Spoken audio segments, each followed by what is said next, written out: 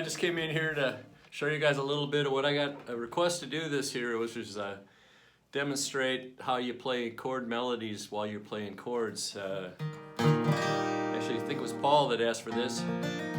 Thanks for it. I'm Jeff Dayton. This is, I think, episode 10 of the Guitar Songs and Stories, whatever order that comes in. Stories, songs, I don't know.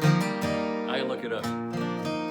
Anyway, I love to play with a capo because it makes the action lower and really even, and if it's a little tough down here, throw a capo on there and tune it up really well. And then here's where I would start if you want to do this, and that is get a chord and then find where the moving parts of the chord are, the notes that you can just lift a finger and put back or add a finger and take off.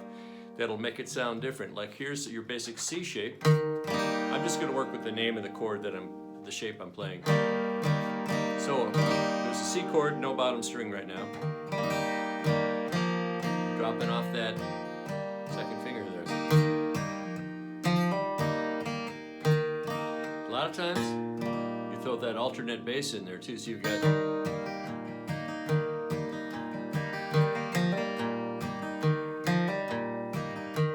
that's something you can do. You can also play little pieces of the scale. And that's with that first finger down, so in case you hit that B string, you'll get it's something that sounds like you meant to play something cool. All the way up to that top string. And so I'm going to show you all the moving parts of this C chord. You've got put the fourth finger down on that E string, with it off. Second string, you're holding down that that third fret, regular C chord. You're throwing your finger over the the third and fourth strings together there on the second fret. You put your pinky there, you got that seventh. Most important one though, I think, is this one.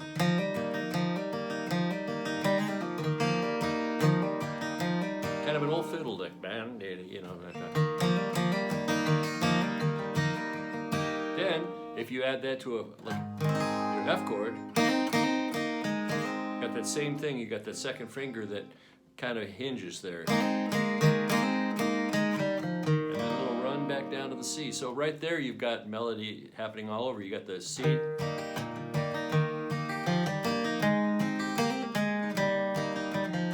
and then go to the G chord.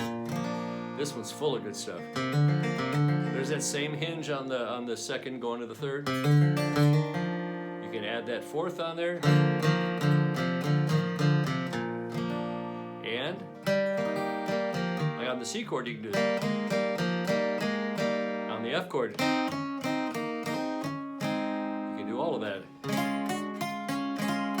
Even on that B flat chord, you've got all that. On the D chord,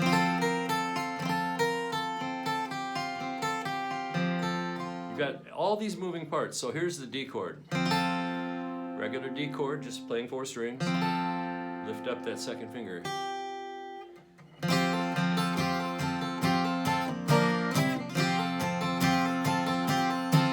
Fiddle licks again, but they're so useful. They color up your playing. And then, if you've got a progression of chords together, like on my song Flutterby Butterfly, I'm just sort of selecting which melody notes. There's an open E string with that F, makes it an F major 7. I know I'm not calling it the right chord and harmonically. I'm just telling you what chord shape I'm working with right there. So F major 7, F6, F.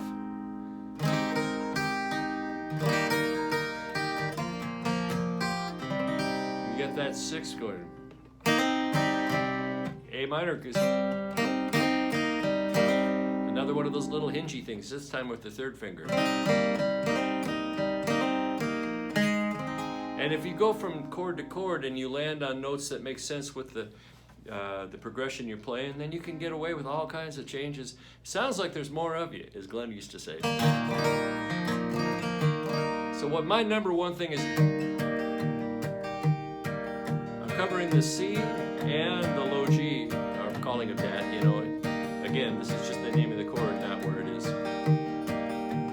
So I've got a little bass pattern. Boom, chicka, boom, chicka, boom, chicka, boom, boom. typical old rhythm guitar playing. Now if it's time to solo it, here's the G chord.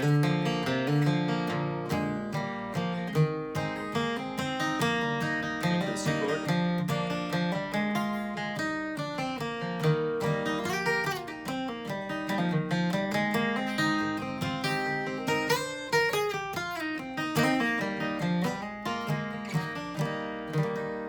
Oh, that's something to work on. I could go deeper into it, but let me know. And thanks for your comments and thanks for listening. I'm trying to think of what else I can show you real quick. We haven't even talked about E.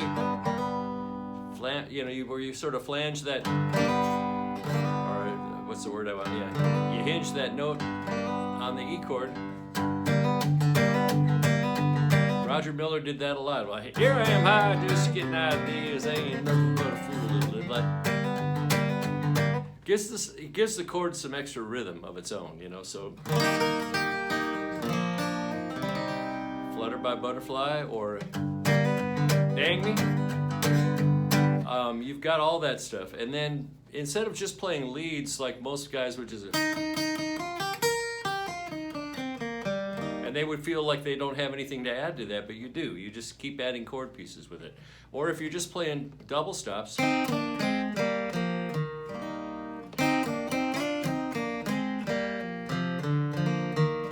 Lots of ways to kind of, you know, duck and weave, bob around in there. So in E, that's really just an E chord with that suspension at it, and then you hinge on that third note.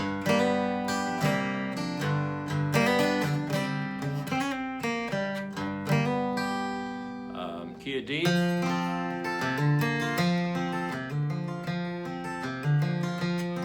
Choosing your bass notes, you can lay out some pretty nice chord changes there.